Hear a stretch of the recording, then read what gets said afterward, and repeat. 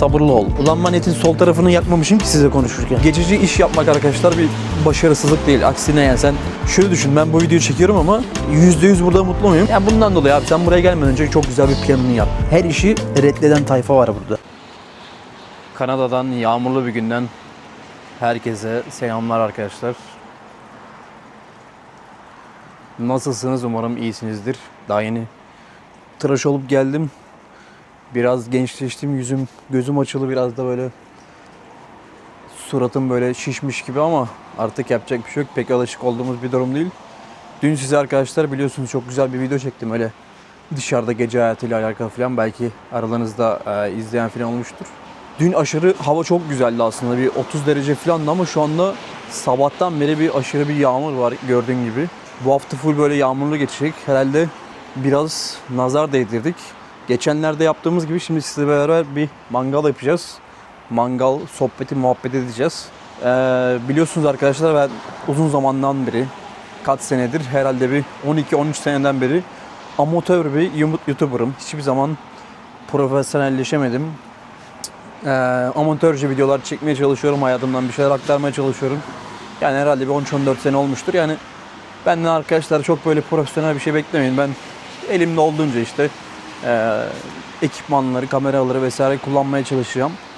İşte gelin sohbet edelim, etrafı göstereyim size, canlı yayın açalım vesaire. Bu şekilde ilerleyelim. Mangal yaparken de yani şöyle, mangal aslında mangal değil de ufak böyle akşam kendimi yemek yaparken işte sizle sohbet etmek istiyorum. Aslında şuradan gazı açalım sizle konuşurken. Aslında yani mangal bahane tabii ki de. Asıl amaç sizle sohbet etmek, size bir şeyler aktarmak. Tabii bunu yaparken de işte böyle olabildiğince bir konu, bir tema falan seçmeye çalışıyorum. O tema hakkında da sizle işte sohbet etmek istiyorum. Bazı arkadaşlar yorum falan atıyor, işte özelden mesaj atanlar var. Bir de internette benim izlediğim videolar var, konular var. Onlara bakarak işte onlardan seçerek böyle beraber sohbet muhabbet edelim diyorum. Hava durumu çok düştü, 9 derece falan, dün 30 derece falandı. Yani Edmonton böyle değişebiliyor. Mesela dün -20 iken bugün bir anda mesela +1'e yani çıkabiliyor. Yani 20 derece fark oluyor, öyle bir yer. Mangalımız bu şekilde şimdi yanıyor. Üstü biraz eski mangaldan kalma pisler var. Pislikler var işte. Etin filan şeyleri. Şimdi ateşi alttan yaktım. Yandıkça onlar gidecek. Burada da tavuk hazır arkadaşlar, tavuklar. Yani çok fazla değil. Burada da hemen soğanım var. Soğanla da arkadaşlar mangal yapmadan önce tellerin orayı soğanla bir temizliyorum filan. Bu şekilde şimdi arkadaşlar yavaştan böyle mangalı yapmaya başladım. Biliyorsunuz ekipmanlar full, sadece kendimizi YouTube'da çok fazla maalesef gösteremiyoruz ama göstermeye çalışacağız. Yani aslında bu benim için arkadaşlar biraz hobi. YouTube'a video çekmek, işte ne kadar para kazanmasak da filan uğraşmak filan biraz hobi. İşte yalnızlığımızı size biraz gideririz, arkadaş ediniz vesaire. Bakıyorum çünkü bazen video atıyorum mesela Edmonton'dan. Benim alemde yaşayan arkadaşlar filan çıkıyor. Güzel yani aslında buralardan birilerini de görmek. Bence güzel arkadaşlar. Bugün şöyle bir konu seçtim arkadaşlar size. Kanada'da kimler başarılı olamıyor? Böyle bir konu seçtim. Neden? Çünkü biraz tartışmaya açık. İşte filan böyle. Yani aslında çok fazla gençler profesör gibi, bir profesyonel gibi konuşmaya çalışmayacağım. Sadece benim başımdan geçenleri, benim kendi deneyimim, benim gördüklerim, benim hayatımda gördüklerimi vesaire size aktarmaya çalışacağım. Ondan dolayı yani hani bir Kanada profesörü değil de, Kanada rehberi değil de başından geçen olayları anlatan bir arkadaşınızım, bir kardeşinizin, bir abinizim, o şekilde düşünün. Şimdi ben size arkadaşlar bugün Kanada'da kimlerin böyle hayatında biraz zorlandığını, kimlerin sıkıntı yaşadığını, kimlerin işte problemler yaşadığını, onları atlatamadığını, kendi gözlemlerime göre, kendi deneyimlerime göre size anlatmaya çalışacağım. Bu söylediklerim herkes için geçerli değil tabii ki ama yıllardır burada gördüğüm şeyler arkadaşlar. Şimdi gençler, havada biraz soğuk. Ya en baştaki en önemli konulardan birisi arkadaşlar bana göre İngilizce. İngilizce, yani İngilizceyi önemsemeyen bir tayfa var. Bu nedir işte, ya kardeşim dilden bir şey olmaz, İngilizceden bir şey olmaz. Ben oraya geleyim, ben orada öğrenirim, yaparım. İngilizce konuşmam, Türklerle arkadaşlık yaparım, onlardan işte dil öğrenelim falan. Bu tip arkadaşlar oluyor maalesef. Abi bu en büyük hatalardan birisi. Kesinlikle. Mesela Kanada'ya gelen bazı insanlar, ya diyor İngilizceyi ben sonradan öğrenirim diyor. Sıkıntı olmaz diyor. En büyük hatalardan birisi zaten bu. İlk zamanlarda idare edebiliyor mesela. İşte Türkler oluyor. Birisi ona yardımcı oluyor falan böyle. Bu şekilde geçiştiriyor ama daha sonradan dil bilmeyince maalesef sıkıntıları yaşamaya başlıyorsun. Mesela ama zaman geçtikçe yani mesela terfi istiyorsun. İşle alakalı daha iyi bir iş istiyorsun. Daha iyi maaş istiyorsun falan ama bu İngilizcenin kötü olmasının problemini maalesef her yerde yaşıyorsun doğal olarak. Bildiğin ağzımdan şu an duman çıkıyor ya soğuktan. Ve arkadaşlar en önemli şeylerden biri de yani Türk çevresinde kaldığın zaman gelişim maalesef yavaşlıyor. Yani sen yurt dışındasın ama Türklerle takıldığın için tamam tabii ki takıl ama ya dil konusunda, iş konusunda falan bayağı bir geride kalıyorsun. Mesela Kanada ile alakalı, yasalarla alakalı, yaşamla alakalı, kültürle alakalı çoğu şeyi bilmiyorsun. Çünkü abi sen Türklerin içindesin. Yani sen onlar ne derse onu öğreniyorsun. Onlar ne bilirse onu öğreniyorsun. O şekilde yaşamaya çalışıyorsun. Bu sırada 3-5 tane tavuk koydum şimdi. Onların altını da biraz açacağım. Birazdan da patatesleri koyacağım. Gençler ikinci maddede ise çok hızlı şekilde zengin olacağını düşünen tayfa var. Ya bunun sebebi de şu. Biz buraya gelmeden önce ne yapıyoruz? Kanada ile alakalı bilgi almak için YouTube'a bakıyoruz, internete bakıyoruz değil mi? YouTube'a bakarız, Instagram'a bakarız falan böyle. Buralardaki genelde biz Türkler, ben kendi adıma konuşmuyorum ama genelde Türklerin yaptığı şey nedir? Burayı böyle çok güzel göstermek, çok basitmiş gibi göstermek. Böyle parayı işte şu ağacın dallarından böyle aldığını düşünen bir tayfa var falan böyle. İşte mesela basit bir asgari ücretle çok iyi şeyler satın alabileceğini düşünen tayfa var. Bunun yani nedeni nedir? Biz buraya gelmeden önce bu tarz videoları izlediğimiz için aslında. Bize nasıl gösteriliyorsa biz de öyle inanıyoruz. Yani dediğim gibi sosyal medyada Kanada'yı çok böyle basit gösteriyorlar ama bana göre tam tersi. Yani koca bir yalan diyemeyeceğim ama çok zor bir yer. Burada görüştüğüm arkadaşlar var mesela 20 senedir 30 senedir yaşayan insanlar. Onların demesi şu, önceden burası biraz daha iyiydi. Biraz daha güzeldi ama şu anda kötüye gidiyor. Yani bunu sadece ben Türklerden duymuyorum. Burada yaşayan Kanadalılardan da aynı şeyi duyuyorum. Yani aslında biz mesela diyoruz ya Türkiye'nin ekonomisi çok kötü diyor. Buradaki Kanadalılar da aynı şeyi düşünüyor ve aynı şeyi söylüyor. Yani benzin fiyatı diyor sürekli artıyor diyor. Benzin diyor önceden diyor işte 50 cent diyor bilmem kaç paraydı diyor. Şu anda diyor mesela diyor işte 2 dolara mesela çıktı geçenlerde. Şimdi 1,50'ye tekrar düştü. Ve Alberta şu anda burası benzin eyaleti değil mi yani? Benzinin, petrolün çıktığı yer abi. Ucuz olması lazım. Yani evler daha ucuz diyorlar. Yani şu anda mesela 1 milyon 2 milyon olan evler 20 sene önce 100 bin dolardı diyor, 200 bin dolardı diyor. Yanlışım varsa tabii ki de düzelt. Yani şöyle burada da arkadaşlar tabii ki de ekonomi bir şekilde kötüye gidiyor. Böyle bir gerçek var. Bu bir yalan değil. Yani gerçekte arkadaşlar çoğu insan böyle etap ilerliyor. Zengin olabilir misin? Eğer kendi böyle işini falan yaparsan belki zengin olabilirsin ama böyle maaş çalışarak burada sadece kendi hayatını böyle idare ettirebilirsin. Kötü yaşamazsın. Ailene bakarsın, çocuklarına bakarsın ama böyle zengin olamazsın. Türkiye'de bir şey alamazsın. Bir şekilde yaşarsın. Rahat yaşarsın. Karnını doyurursun yani. Evini, arabanı falan alırsın. Yani standart bir hayatın olur ama daha fazlası olmaz. Bu buranın gerçeği yani. Gerçekleri söylemek zorundayım. Şimdi millet gibi işte short videoları yapıp şunu demeyeceğim yani. 2 senede çalıştım, evi, arabamı aldım bilmem ne. Evet aldım. Alıyorsun ama krediyle alıyorsun abi. Bu sonuçta ödüyorsun yani parasını. Şimdi diyeceksin ki sen işte biz Türkiye'de ama alamıyoruz. Ya tamam Türkiye'de alamıyorsun da burada da alamıyorsun zaten. Yani sonuç bu arkadaşlar. Şimdi patateslerimizi koyacağız. Patatesli biberimiz var. Hemen bunlara koyalım. Devam edelim arkadaşlar. Yani şimdi sen buraya geldiğinde abi herkesi hemen böyle lüks arabalar almıyor. Tamam mı? Zaten almaman da lazım. Yavaş yavaş alacaksın abi. Tabii ki de alacaksın ama hemen alma. Yavaş yavaş al. Biraz sabırlı ol. Hemen coşma yani. Ondan sonra devamı gelecek. Ama zenginlik konusu biraz herkese göre değişir. Bana göre zenginlik mesela yarın gideceğim işe mesela gitmemek. İstediğim saatte uyanmak. İstediğim yerde uyanmak mesela. Burada değil de yarın mesela başka bir şehirde uyanmak istiyorum ama yapamıyorum. Bana göre zenginlik bu. Şimdi başkasına göre zenginlik belki de 9-5 işim olsun. Ben işi işte arabamla BMW'le mi gideyim, akşam eve geleyim, oturayım yemek yiyeyim, mangal yapayım. Bu da olabilir ama benim düşüncem tamamıyla maalesef farklı bu şekilde. Herkesin düşüncesi farklı olabilir. Şimdi gençler 3. maddeye gelelim. Böyle sayacağım ben size. Her işi reddeden tayfa var burada. Şimdi mesela adam buraya Türkiye'den gelmiş ya da başka bir ülkeden. Hep Türklerden bahsediyoruz ama benim şimdi çevre genelde Türkler var. Yabancılar da var ama onların tabii hayatını çok iyi bilmiyorsun. Genelde Türklerden ben size örnekler vereyim bizim yakın çevreden. Şimdi her işi reddeden bir tayfa var. Yani mesela insanlar sadece kendi mesleğini yapmak istiyor. Şimdi ben gençler mimarlık mezunuyum. Ukrayna'da ben 5 sene üniversite okudum. Değil mi? Mimarım. Mimarlıkla alakalı çoğu şeyi yapabilirim. Buraya geldiğimden beri mimarlıkla alakalı bütün işleri aradım buldum ama size verdikleri maaşlarla maalesef burada siz mutlu olamıyorsunuz. Yani sen buraya geldin abi. Başlangıçta farklı bir iş tabii ki de yapabilirsin. Neden yapamıyorsun ki? Yani işlere biraz böyle açık olman gerekiyor. Her işi yaparım demen gerekiyor. Yani ben sana git işte tuvalet temizle demiyorum ama ya mimarlık yap. Yani mesela ben mimarlık mezunuyum. Mimarsın ama mimarlık yapma da inşaatın başka bir işine gir mesela. Ya da işte alakası olmayan başka da bir şeye girebilirsin. Ne bileyim bir mekanik ustası alabilirsin. Arabayla alakalı bir şey olabilirsin. Yani bir mühendislikle alakalı bir şey olabilir.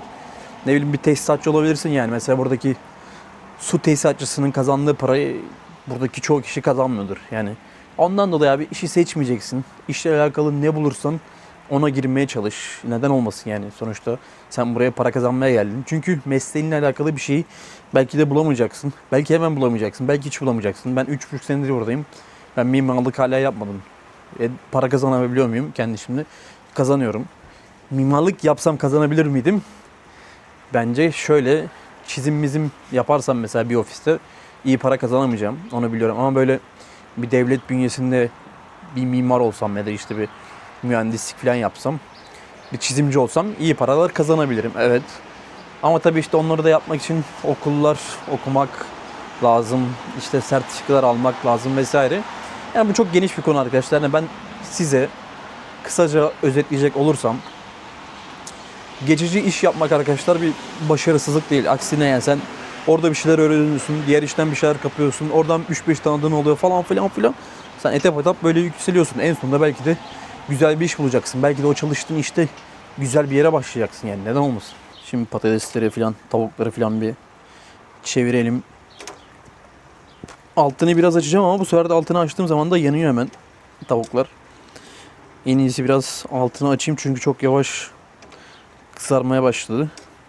Abi tam fakir işi. Tavuk patates yani şimdi adam yazacak altta. Ya kardeşim yemek yaptığın şeyi bize neden gösteriyorsun? Ya kardeşim senin elinde patatesle tavuk da yoksa zaten bir şey de diyemiyorum yani abi. İşte en basit mangal, bak sana ne güzel mangal yaptık.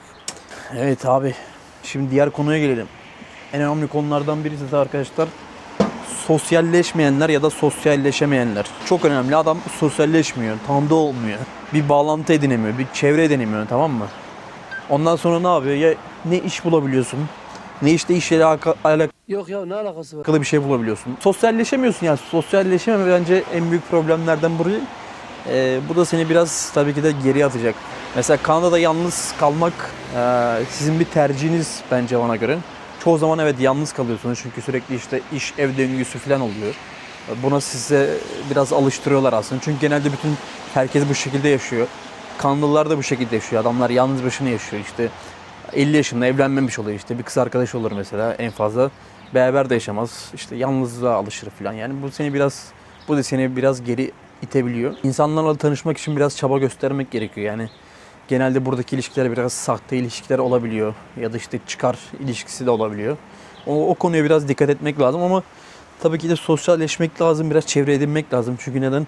Çevre edinirsen abi çevre her kapıyı açar. İşte iş bulmada, kültürde, bilmem ne de, arkadaşlıkta, yani her konuda sen bir şekilde kendini biraz daha ileriye iteceksin. Sosyalleşmenin herhangi bir zararı olmaz. Ben sana sadece Türklerle sosyalleş demiyorum tabii ki de ama Türkler dışında başka milletlerle de sosyalleşebilirsin. Biliyorum çok iyi şekilde İngilizce konuşamayacaksın. İstediğin her şeyi anlatamayacaksın. Bu konuda hemfikiriz ama o da sana anlatamayacak. Ama bir şekilde ortak yeri bulacaksın. Yani bir sohbet etmeyi, bir çay kahve içmeyi sonuçta yapabilirsin yani. Bir şeyler sormayı yapabilirsin. Bundan dolayı arkadaşlar sosyalleşme de önemli bana göre. Sosyalleşelim. Sosyalleşmede bir sıkıntı olacağını zannetmiyorum. Şimdi bir daha şöyle bir konu var. Mesela biz her şeyi sürekli Türkiye ile kıyaslıyoruz. Her şey. Parasını, ekonomisini, kültürünü, insanlarını, doğasını bilmiyorum. Abi Türkiye ile sürekli kıyaslamaya gerek yok. Evet doğru. Kanada bu şekilde. İşte Türkiye bu şekilde. Onların hepsinde doğru. Evet haklıyız. Şimdi her ülkenin abi artısı da var, eksisi de var. Şimdi abi biz sürekli Türkiye ile Kanada'yı sürekli öyle karşılaştırdığımız zaman maalesef bulunduğun yere sen adapte olamıyorsun. Adapte olamayınca da ne oluyorsun? Sürekli işte geldiğin yeri özlüyorsun. Oraya bir özlem duygusu besliyorsun. Yani gerçekçi bakmak biraz daha faydalı. Sen buraya bak abi, işte sen Kanada'dasın yani. Şimdi şöyle düşün, ben bu videoyu çekiyorum ama %100 burada mutlu muyum? Kesinlikle değilim. Bence insan hiçbir yerde %100 mutlu olamaz ama şimdi bu videoyu izleyen belki de 100 kişi, 100 kişi, 500 kişi falan olacak maksimum. Çok fazla kişi izlemiyor ama bu videoyu görenlerin hepsi Kanada'yı çok isteyecek. Keşke orada olsaydım diyecek. Neden? Biraz işte internetten daha demin bahsettiğim işte gördüğümüz haberler yüzünden, işte orası çok güzel vesaire gibisinden. Biraz daha kolay sandığımız için ama yani genel olarak arkadaşlar abi olduğun yere, bulunduğun yere bakacaksın. Oradan mutlu olmaya çalışacaksın. Anı yaşayacaksın. Bulunduğun andan mutlu olacaksın. Sürekli bir Türkiye ile kıyaslamayacaksın. Çok istiyorsan, çok özlüyorsun abi, gidip orada yaşayacaksın. Ne yapalım yani? Evet, burada Türk yemeklerini özlüyoruz. Türk kültürünü, adetini özlüyoruz. Mesela geçenlerde sadece Kurban Bayramı'ydı. Evet, burada hepsini yaşayamıyorsun ama bir şekilde bir kısmını yaşayabiliyorsun yani. Yanlış mıyım? Etlerimiz yanmadan hemen çevireyim arkadaşlar. Şimdi Rusça'da çok güzel bir laf var gençler. Tamaroşo gidiye nas niyettu. Herhalde doğru söylediysem bu şekildeydi. Yani diyor ki bizim olmadığımız yer daha güzel. Yani bizim bulunmadığımız yer daha güzel. Yani bu ne demek istiyor sana burada? Demek istediği şey şu. Hani bizim olmadığımız yer biz daha iyi düşünüyoruz. Orayı daha güzel düşünüyoruz aslında demek istiyor. Yani olay bu. Ulan ben etin sol tarafını yakmamışım ki size konuşurken. Yani mangalın iki bölümü var. Bir tarafını yakmışım, sol tarafı yakmamışım. Ben diyorum ki neden sol taraftaki etler hiç kızarmıyor falan. Ulan boşuna bekleyecektik onu ya. Neyse gençler, bu konuda bu şekildeydi. Diğer konuya geçelim. Diğer konu ise gençler, buraya gelmeden plan yapmayanlar. Adam nereye gideceğini bilmiyor, ne yapacağını bilmiyor, hangi işe gideceğini bilmiyor. Atlıyor, haritadan bir yer seçiyor, atlıyor. Sen gezmeye gitmiyorsun ki, sen yaşamaya gidiyorsun. Sen hayatını değiştiriyorsun. Ve Kanada'da en büyük problemlerden biri şu. Kanada'da her yer birbirinden farklı. Mesela BC'ye gidersin, BC'deki insanlar farklı. Alberta'daki insanlar farklı. Diğer eyaletleri ben görmedim. Ben Montreal'de bulundum. Sadece ilk geldiğim ilk gün. Oradaki insanlar için çok fazla bir yorum yapamayacağım. Ontario'nun insanları için çok fazla bir yorum yapamayacağım. Biliyorum oralarda çok fazla gelen insanlar var. İlticacılar işte. Türkler, Mülkler, yabancılar çok fazla ama gördüğüm şeyi söyleyeceğim. Mesela Alberta bana göre bayağı büyük bir köy. Ama BC'deki insanlar çok farklı. BC'deki insanlar Alberta'dakileri sevmiyor. Alberta'dakiler de oradakileri sevmiyor. Albertalılar aslında bütün Kanada'yı sevmiyor. Adamlar Kanada'dan ayrılmak istiyor. Neyse, bunun çok fazla derinine girmeyeceğim. Yani demek istediğim şu. Gelmeden önce abi plan yapacaksın. Plan yapacaksın. Nereye gideceğine bakacaksın. Hangi şehre gideceğine bakacaksın. Mesela sen inşaat yapıyorsun. Nereye gideceksin? Alberta. İşte petrol işi yapıyorsun. Belki de petrol mühendisisin. Sen nereye gideceksin? BC'nin kuzeyine gideceksin. Alberta'ya geleceksin. Alberta'nın kuzeyine gideceksin. Kuzeybatı topraklarına çıkacaksın. Maden işi yapıyorsun. Oraları çıkacaksın. Daha kuzeylere gideceksin. Yani buraya gelmeden abi bir şekilde planını yapacaksın önceden. İş piyasasına mesela bakmamak. Abi bu kesinlikle bir saçmalık. Yani sen bir kere mesleğin neyse, nerede sen daha değerliysen oraya gitmeye çalış. Mesela ben buraya gelmeden önce çok basit şuna baktım. Alberta'ya gelecektim. Edmonton ve Calgary arasında kaldım. Edmonton daha ucuzdu. Edmonton'u ondan dolayı seçtim. Calgary biraz daha pahalıydı. Ondan dolayı seçmedim. Ve ben buraya geldiğimde sıfır İngilizce vardı bende. Sadece hani hi how are you işte böyle falan, bu böyle simple şeyler, basic şeyler biliyordum. Buraya geldikçe işte biraz daha böyle öğrenme falan başladım. Edmonton ucuz olduğu için seçtim. Hiçbir şey yapamazsak geri döneriz diyordum çünkü. Yani bir Edmonton'da ucuz bir yerde başlamak var. Bir de Ontario'da, Toronto'da pahalı bir yerde başlamak var değil mi yani hayatı? Ucuz yerde başlamak bana göre de biraz daha mantıklı. Gelmeden önce şuna baktım mesela. Edmonton havaalanını açtım. İnternet sitesini. Bir de Calgary. Açtım ve şuna baktım.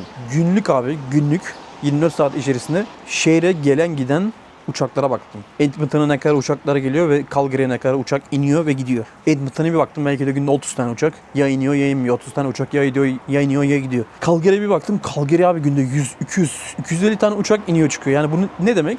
Şehrin bir ne derler? Şehirde bir oynaşma, bir şey var yani. Tam aklıma getiremedim yani cümleyi. İşte Banff var yakında. Banff'a gelen turistler oluyor. Calgary'e gelen turistler oluyor falan filan. Ondan dolayı Calgary daha böyle busy şehir. Daha böyle hızlı yaşayan bir şehir. Daha böyle kalabalık bir şehir. Daha fazla iş var vesaire.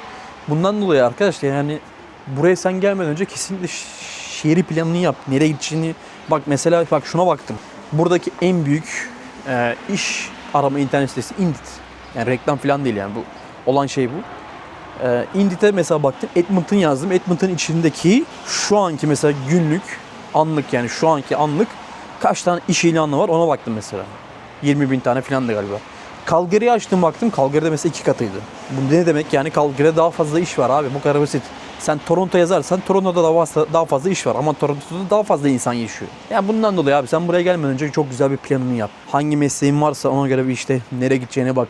Ya da ne işinde çalışmak istiyorsan Indeed'e gir abi. Mesela ben abi işte mesela şefim. Ben işte modelim. Ben işte tiyatrocuyum, müzik işi yapıyorum, bilmem ne yapıyorum, mühendisim, mimarım, yani bir araştır bak nerede ne işler var filan, onlara bak mesela. Diğer bir konuda abi borca girenler, şimdi biliyorum Türkler Türkiye'de bankaları patlatıyor, insanlardan borç alıyor falan filan, sonra buraya geliyor. Mesela gelir gelmez burada borç alanlar var ve çok hızlı şekilde krediyle bir şeyler alan tayfa var. İşte arabadır, telefondur, kameradır, bilgisayardır, bilmem ne, hepsi böyle borç alıyor. İşte sana zaten kredi kartı belki verirse verir işte 1500-2000 dolar şeyle, limitle. Araba falan almak basit. Borçlu olduğun sürece istediğin yerden araba alabilirsin. Sadece bazı yerler sana mesela çok düşük faizle mesela araba verir. Bazı yerler ise çok yüksek faizle verir. Onlar da sizi biraz düdükleyici yerler olur. Fully konuşmayacağım, belki aramızda gençler falan olur böyle. Yani düdükleme tayfalar var bu arada. Onlara biraz dikkat etmek lazım. Yani sen buraya gelmeden önce, pardon, buraya geldikten sonra o borçlara girmeyeceksin abi. Sen daha yeni gelmişsin mesela. Senin borçlarla falan ne işin var? Bak ben size çok güzel bir örnek vereyim abi. Ben buraya yeni gelmişim. İlk girdiğim firmaya girdim. Zaten ben burada sadece 2 tane işte çalıştım. Bir birinci firmam, bir de şu anda çalıştığım yer. Onun dışında farklı işler denedim ama sürekli, yani uzun çalışmadım. Neyse, ilk çalıştığım yer abi şöyle bir inşaat firması. Yani genelde böyle işte belediyenin işlerini yapıyor, yani kamusal işler yapıyor. Ben buraya girdim. Orada bir tane bir arkadaş tanıdım. Ukraynalı. İşte makara kakara işte konuşuyoruz falan. Adam aynı. Benle geleli aynı yani. 3-5 ay olmuş falan geleli.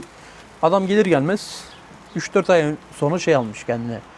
Dodge Ram Pickup, yeni. 2023 modelde, o zaman 2023 senesiydi. Yeni almış.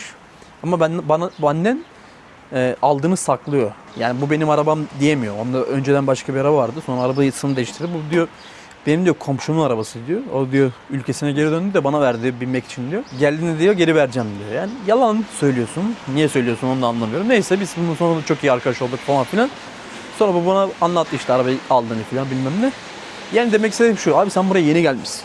Aldığın para 3.000-4.000 dolar filan. Sen 3.000-4.000 dolarla burada maaş alırken neden 70-80 bin dolarlık bir araba alasın? Senin buraya gelmişsin, yani daha 2 ay 3 ayda burada yaşıyorsun. Yani 70 bin dolarlık arabayı sen ne yapacaksın? Şimdi evet, bir hevesle alıyorsun. Kredi veriyorlar sana. Faizle bindiriyorlar. Senin hiç haberin olmuyor bundan. Senin haberin 200 sene sonra haberin olacak. Çünkü hesaplamayı anca yapacaksın. Hemen atlamayacaksın yani o tarz arabaları. Ne yapacaksın? Bir hevesle alıyorsun, sonra ne yapıyorsun? 5 sene, 6 sene, 7 sene aylık 600, 700, 800 o arabanın taksitini ödüyorsun. Oysa ki o arabadaki hevesin senin bir sene sonra geçecek, 2 sene sonra geçecek. Mesela buraya gelenler genelde ne yapıyor, işte Türkler Mustang istiyor. Ben de çok almayı istiyorum ama burada biraz daha kış şartları olduğu için Mustang'i ne yapacağım diyorum mesela. Yazın çok güzel olabilir, evet. Kışın ama binemem ki. Adam buraya geliyor hemen sıfır Mustang alıyor mesela 40 bin dolara, 50 bin dolara. Abi sen Mustang'i ne yapacaksın ki? Ne yapacaksın yani? Evet, burada yaşayabilirsin 2 sene, 3 sene, 4 sene. Ondan sonra kendine Mustang alabilirsin. Başka bir araba da alabilirsin. Neyse, bu benim kendi düşüncem. Yani demek istediğim, işin özeti şu arkadaşlar. Buraya gelir gelmez çok hızlı böyle kredilere, işte finance diyoruz biz burada, onlara girmeyin. Ya telefon falan alabilirsin. Telefon falan çok bir şey değil.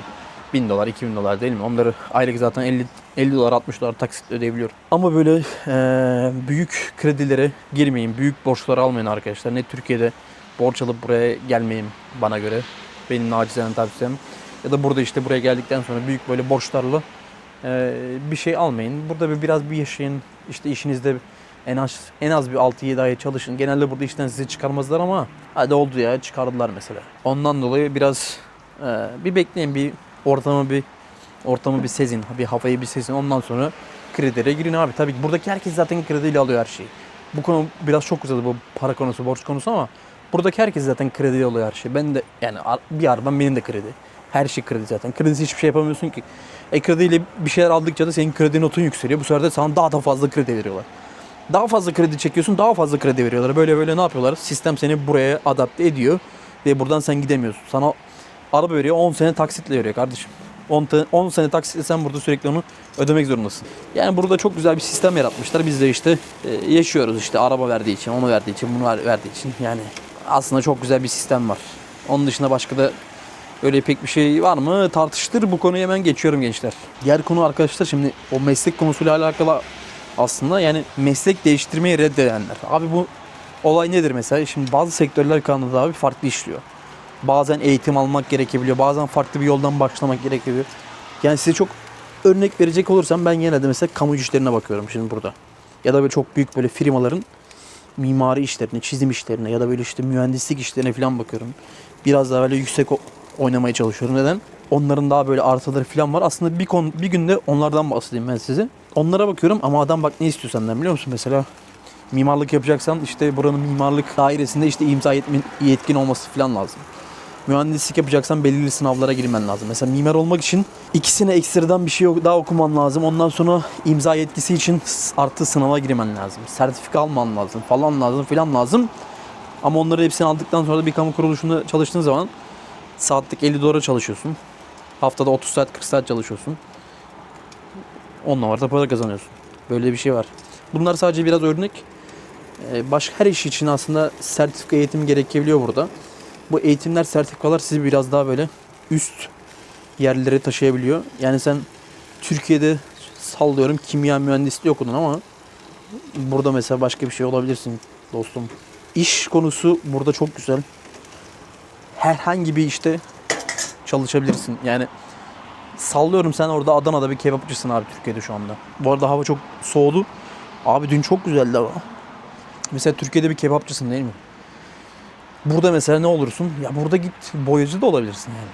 İtfaiyeci de olabilirsin. Polis de olabilirsin. Hepsini olabilirsin. Yani hiçbir sınır yok. Yani işle alakalı her şey olabilirsin. Sadece burada eğitimini alıyorsun. Sana bir sertifika veriyorlar. Sertifikanı alıyorsun.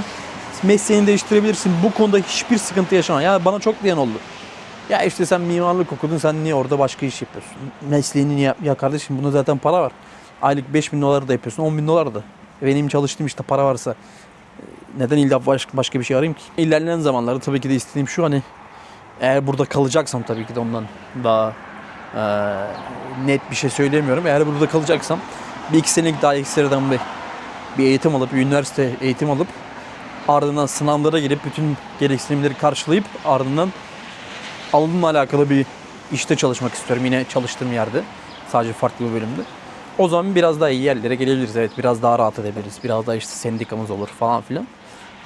Bu konular arkadaşlar biraz tartışılmalı konular. Biraz da derin konular. Aslında bu söylediğim bütün maddelerin hepsini tek tek farklı videolarda da aslında konuşabiliriz. Çünkü ben konuşmayı seviyorum ve anlattıkça da daha fazla aslında derine iniyor bu konular. Abi en son konuya gelelim. Sabırsız olanlar. Şimdi en büyük sıkıntı yaşayanlar da sabırsız olanlar yaşıyor. Çok güzel bir örnek vereceğim size. Ukrayna'dan gelen bir aile vardı. Yani adam Türk, eşi Ukraynalı, çocuklar filan. Onlar da işte savaştan gelmiş filan buraya. Abi adam burada ya bir ay kaldı ya 2 ay. Yani sen 10.000 kilometre gelmişsin. Ukrayna'da zaten savaş var. Türkiye'de bir ekonomik savaş var. Bir psikolojik savaş var. Bir iç savaş var yani. Türkiye'de aslında kimsenin bilmediği yani açık açık bilmediğimiz ama tahmin edebildiğimiz Türkiye'de bir problem var değil mi yani? Ve bu bana göre bir problem. Ben 18 yaşına girdim 2013'te. 2013'ten beri bir problem var yani bir Türkiye'de. Bir olay var, bir olay dönüyor. Kimine göre iyi, kimine göre kötü bir problem, bir sıkıntımız var. Ekonomiksel olabilir. İnsanlar işte biraz daha böyle işte sıkıntıları başladı bilmem ne, psikolojik Millet aç, sıkıntı ortalığı. savaşlar falan yani zor durumdayız. Şimdi Kanada mı daha iyi, Türkiye mi sen abi? Sen daha gelmişsin ve arkadaşlar bu şekilde ben sadece bir aile değil birkaç tane aile gördüm. 3-4 tane aile gördüm. Adam buraya geldi. 1 ay sonra döndü mesela. 6 ay sonra dönem var. 1 sene sonra dönem var. Ya abi biraz sabırlı ol, sen buraya geliyorsun. Dilini evet öğrenmen lazım. İşte iş biraz bulman lazım. Ya adam mesela gelmiş. Ya meslekleri gerçekten hatırlamıyorum gençler ama beyaz yakaydı. Hepsi beyaz yaka. Gelip de dönenlerin hepsi genelde beyaz yaka oluyor. Adam gelmiş mesela işte sigortacı, muhasebeci falan öyle bir şeydi. Ya kendi işini yapamadığı için geri dönüyor. Abi sen muhasebe işini burada yapman için zaten eğitim alman gerekiyor. Direkt muhasebecilik yapamıyorsun. Direkt yapamayacaksın ki sigortacılık yaparsın da sigortanın burada o kadar farklı çalışıyor ki burada yani sigortacılık. Çok farklı çalışıyor. Türkiye gibi değil. Mesela emlakçı olan vardı işte burada mesela emlakçılık yapamayacağım ben dedi geri döndü. Ya abi sen emlakçılık yapmak için senin sınava girmen lazım, dil bilmen lazım, bir firmanın altında çalışman lazım. Ya çok farklı şekilde çalışıyorlar. Ben burada kendi gözlerimle görüyorum.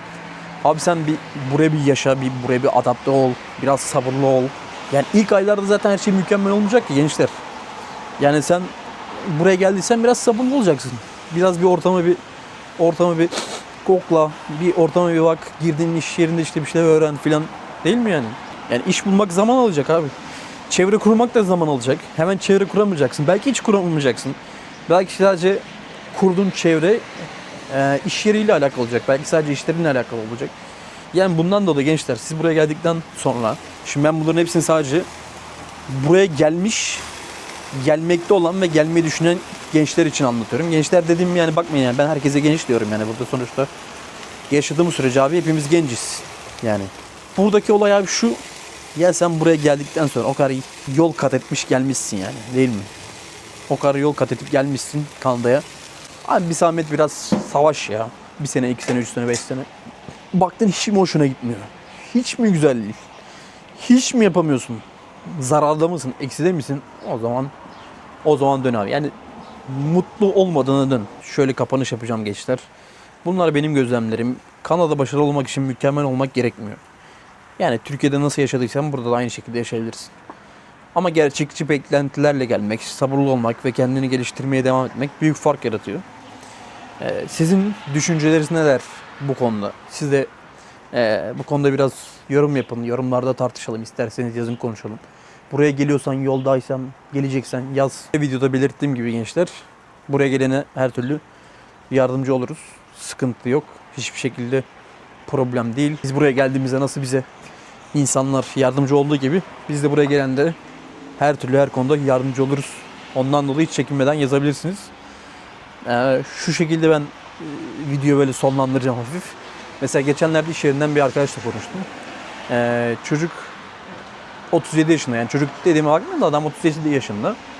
Çocuk nereliydi? Çocuk iş yerinde alakalı bütün soruları bana çok anlattı böyle. İşte şunu yaşıyorum, bununla bunu yaşıyorum. İşte çok üzerime geliyorlar, rasistler, şu olay var, bu olay var. Nereli olduğunu kapattım şu anda. Şimdi düşündüm de gerek yok yani söylemeye nereli olduğunu. Çünkü belli olabilir. Burada çok az Güney Amerikalı var çünkü. Adam bana çok şey anlattı ya. Hani şundan dedi mutsuzum, şu bana işte şunu yapıyor. Discrimination yapıyor işte, yani ayırıyor, yani ayrımcılık yapıyor, bana şunu yapıyor, bunu yapıyor. Ya ben adamı çok kısa ve öz şunu dedim, yani problemlerini bilmiyorum dedim. Ne problemler yaşadığını bilmiyorum. Neler yaşıyorsun bilmiyorum. Nasıl düzelteceğini de bilmiyorum dedim. Ben sana ne desem dedim boş yani şu anda. Ama dedim ben senin yerinde olsam yani yapacağım şey şudur dedim, yani işimi değiştiririm abi. Ya işimi değiştiririm, ya departmanımı değiştiririm, ya çalıştığım kişileri değiştiririm. Yani kısa ve öz şu: mutlu olmadığın yerde bulunmam dedim, yani bu kadar. Mutlu değilsen bulunmayacaksın abi. Sen belki Adıyaman'da yaşıyorsun. Mutlu değilsen başka bir şehirde geçebilirsin. İstanbul'da yaşıyorsundur. Mutlu değilsen başka bir ilçeyi değiştirebilirsin. Ya da işte Kanada'ya geldin, mutlu değilsen başka bir eyalete gidebilirsin. Başka bir ülkeye gidebilirsin. Yani sıfırdan arkadaşlar başlayabilirsin ya her yerden. Sıfırda başlamaktan hiçbir şekilde korkmayın. Konular çok birbirine girdi ama şunu da söyleyeyim son böyle laflar olarak. Ben Ukrayna'ya gittim, sıfırdan başladım. Ukrayna'dan Türkiye'ye geri döndüm, tekrar sıfırdan başladım. 1,5 sene sonra Türkiye'den Ukrayna'ya geri döndüm. Tekrar bir sıfırdan daha başladım. Ukrayna'da savaş başladı. Ukrayna'daki savaştan sonra her şeyi bıraktım. Her şey çok güzelken bu arada. Ukrayna'dan Kanada'ya geldim ve her şey tekrar sıfırdan başladım. Sene şu anda 2026. Mayıs 31 son günü. Bakalım ileride bizi neler bekliyor, ama sıfırdan başlamaktan korkmayın gençler ve bulunduğunuz yerde mutlu değilsiniz de yerinizi değiştirin ve olay kesinlikle yerle alakalı değil. Bu arada mangalımız oldu sizle konuşurken.